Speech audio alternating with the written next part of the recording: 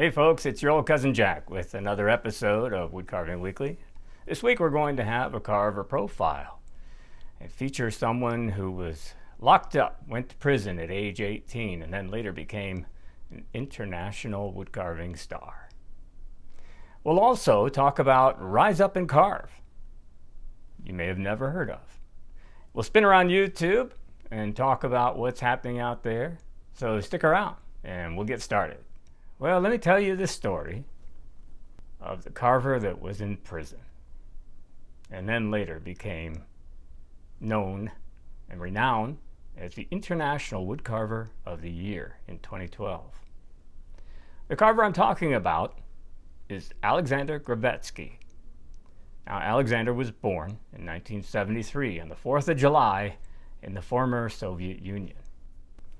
And he started learning how to woodcarve from his grandfather when he was just 6 years old.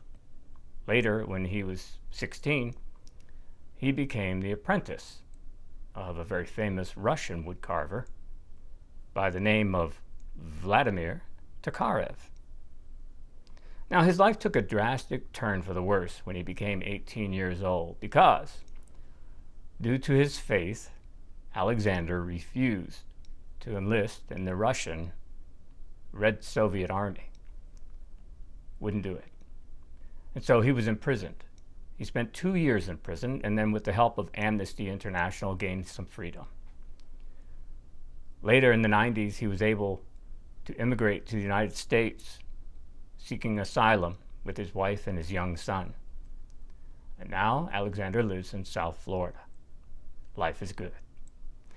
He has some amazing carvings, and as I mentioned, has been recognized throughout the world for his carving abilities. He does a lot of ornamental carving, and he has founded a nonprofit online woodcarving school where you can go and enroll for a month or a year, whichever you please.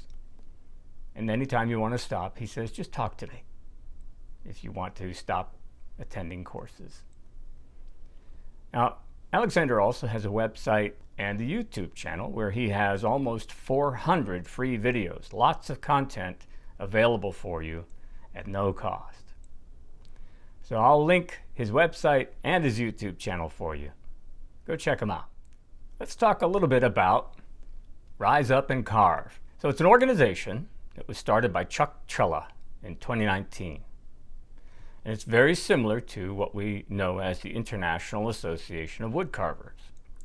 You see, during the pandemic, woodcarving clubs couldn't meet or gather and get together as they would normally do. And so both the International Association of Woodcarvers and Rise Up and Carve found an alternative on Zoom where they could get together with other carvers, share ideas, have demonstrations, and just have some community.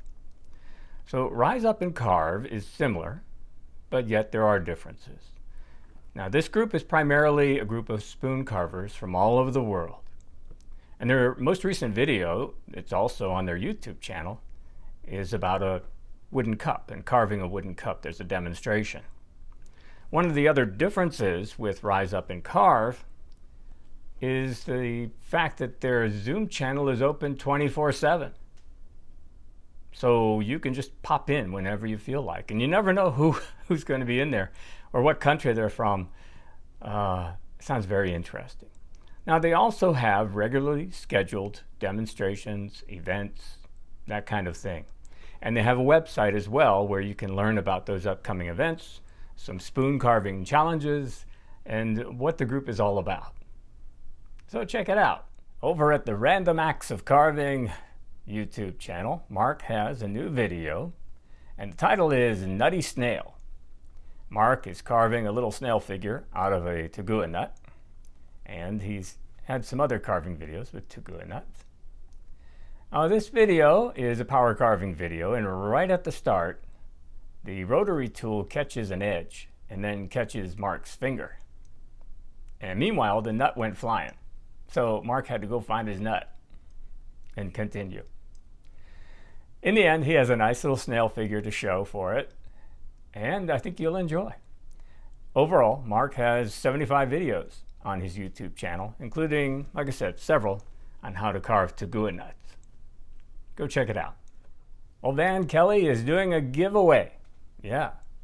So if you haven't been to his YouTube channel lately, you want to go check it out. He's got a short 2-minute video describing study sticks and how he uses them, why he uses them, and he also mentions that he's going to begin, or has begun, selling these study sticks on his website, along with basswood.